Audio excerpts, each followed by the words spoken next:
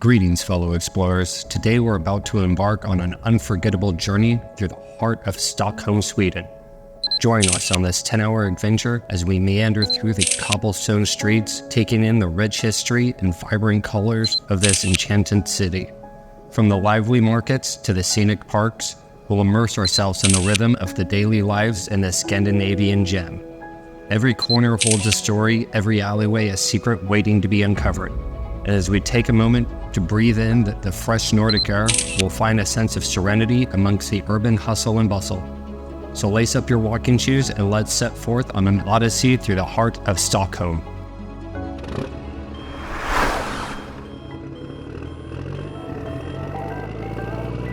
Hey guys, welcome back to our channel. It is almost our last day of our long epic journey. We are flying from Helsinki back to Copenhagen before flying home tomorrow, but we thought, you know what, just one more stop. So we're gonna have a long layover in Stockholm, about 10-hour layover in Stockholm? 10 hours, see, Stockholm. So we're gonna go check out Stockholm for about 10 hours. I think it's our new favorite thing, the long layover, to go check out a new place or a new city. So come with us as we check out Stockholm, Sweden.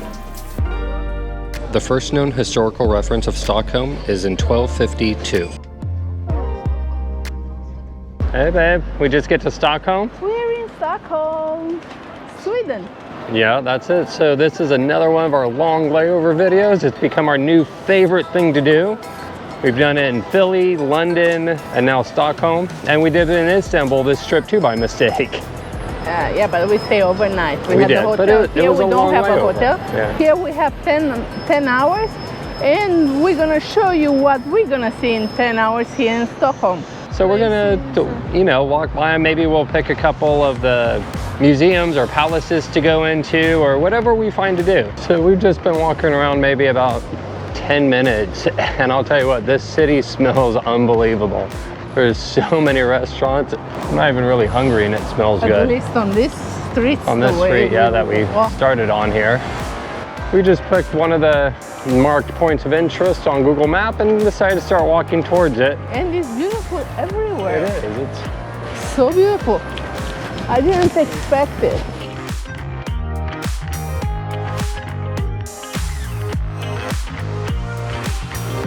We found a farmer's market, flowers, see a couple fruit vendors. You want to go look around? Yeah, we're going shopping.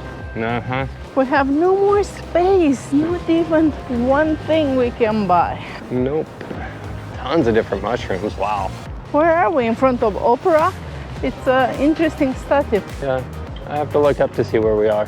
So the building here is the concert hall, the main Stockholm concert hall. I've been in too many cities lately. It's a really cool statue. And of course, Chris, what did you buy in the farmer's market? I have nothing. Flea market? Yeah. My hands are empty. Yeah, she bought more scarves.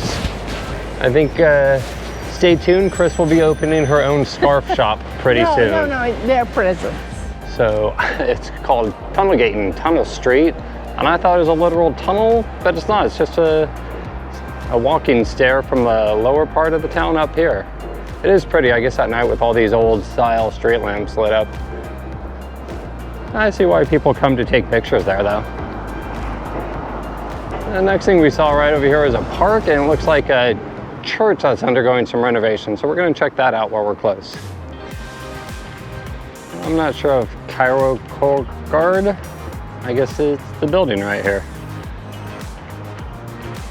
So this is John's Bell House. It's like a separate bell house from the church, which is interesting.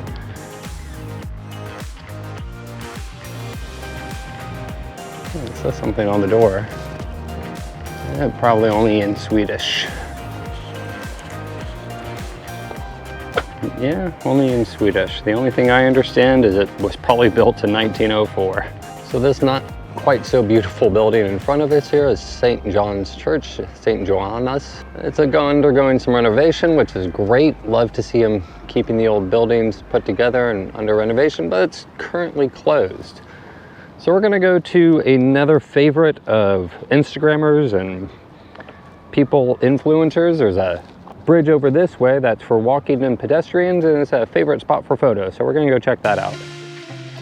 Well, I'm not sure if we're on the bridge that you're supposed to take pictures on, or if that little bridge over there is the bridge you're supposed to be on to take pictures.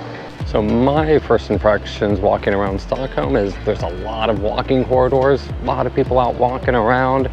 Although I think it is like a school break right now, so there's a lot of kids out and about, a lot of families out and about, all in Scandinavia. They have the Finland vacation. had the same vacation time of year too.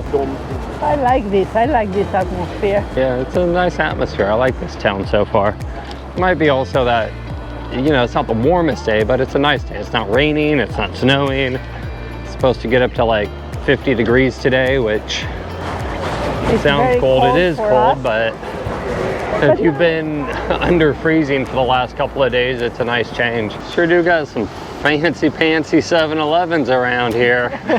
So pretty, and look at the building. Yeah. Right next to the, I'm not even gonna try to pronounce the name. Dramatic Theater. This must be like where they do plays and musicals. So pretty. So we found the Opera House here. Not the prettiest building on the outside, but we looked at some pictures from the inside and it's absolutely beautiful. So we actually found the front of the opera, much prettier building from the front side of it. They are doing a bunch of renovations to it. And we're almost to the start of our walking tour. We signed up for another one from Guru Walks. Once again, not an affiliate, just really like and appreciate the website. So that walk will be through the old town, sort of part of the town that we sort of avoided just for our own little walk around Stockholm.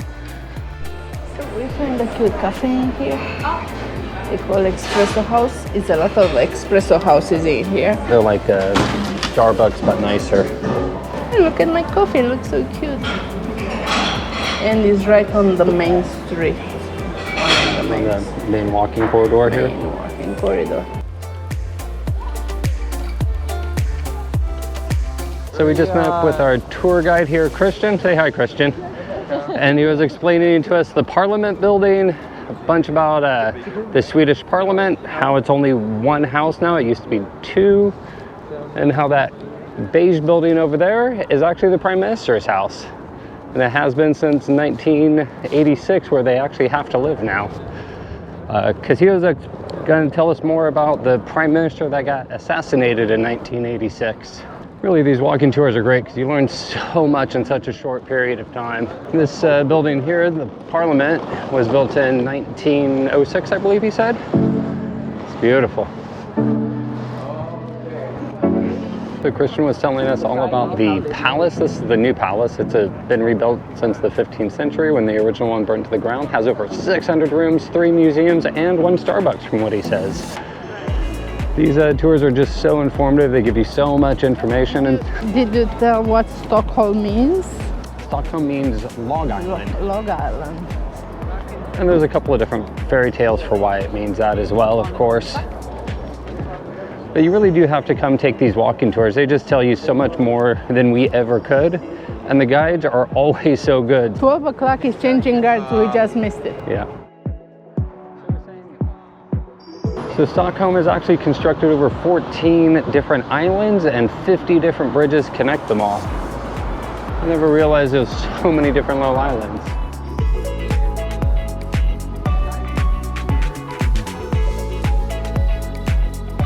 So this walking tour is almost like a private walking tour, only 4 of us in the group.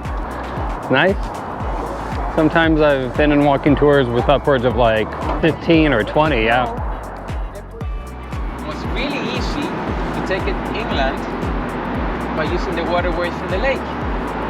So this little town was located in a strategic location.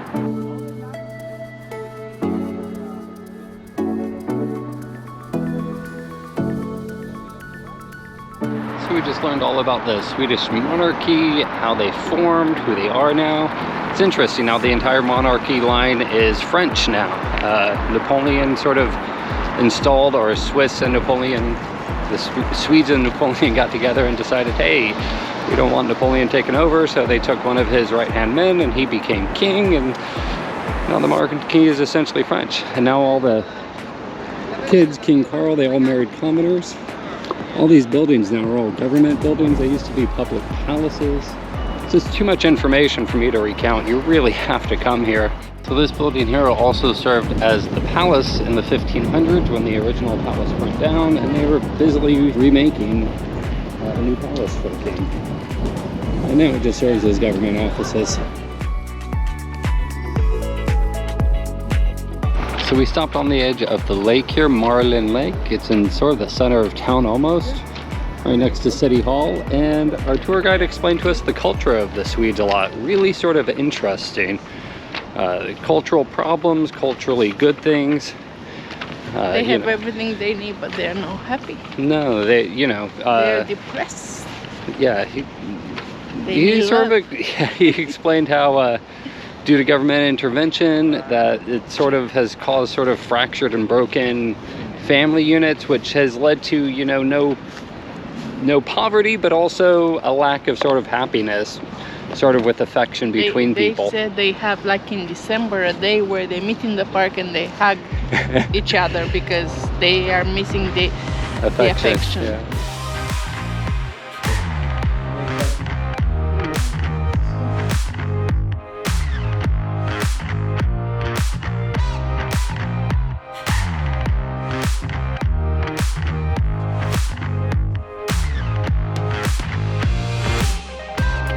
So Christian's pointing out some of the little architectural details on all these buildings. Super cool, super old. Really interesting history to learn. So Christian was showing us this really cool rune stone that they built. Just used it because that's what was available, and they just built it right into the house. Super cool. And you see the protective corner stone there was an old cannon from like the 1300s or something. Did you say about the Bluetooth? Oh, and Bluetooth, yeah. It was a Viking king, I guess, that united Sweden with Finland. No, Denmark and Norway. You're terrible at this. See, yeah, that's why I'm telling you guys. You gotta come and take the tours for yourself.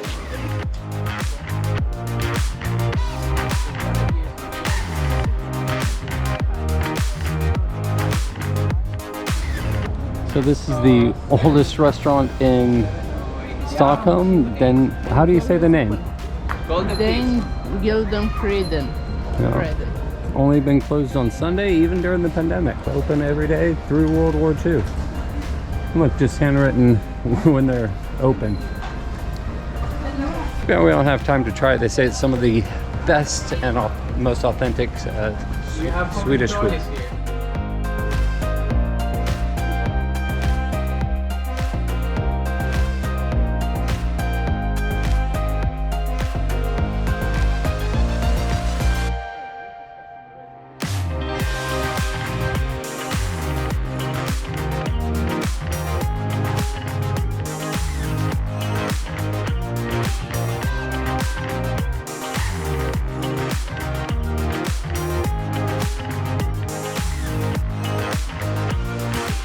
So this statue right here sort of is a depiction of how Sweden got its independence during 1520.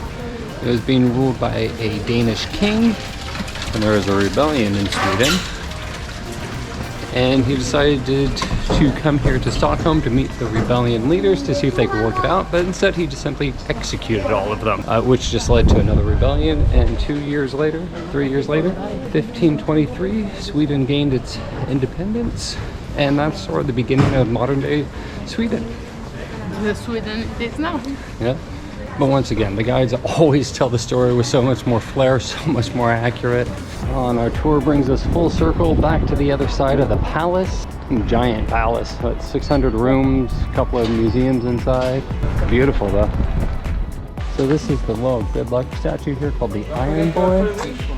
And you make a wish and you give him one rub on the head.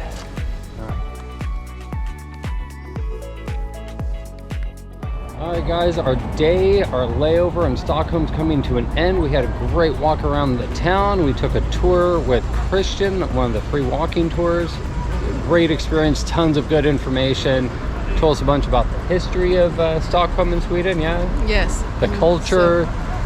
The people, the tradition, the money, everything. Of good local information. And we've really seen amazing. the old town and this city is beautiful. It is absolutely beautiful here. Thanks for joining us again. Please don't forget to like and subscribe to our channel, and we'll see you guys in our next video. Bye.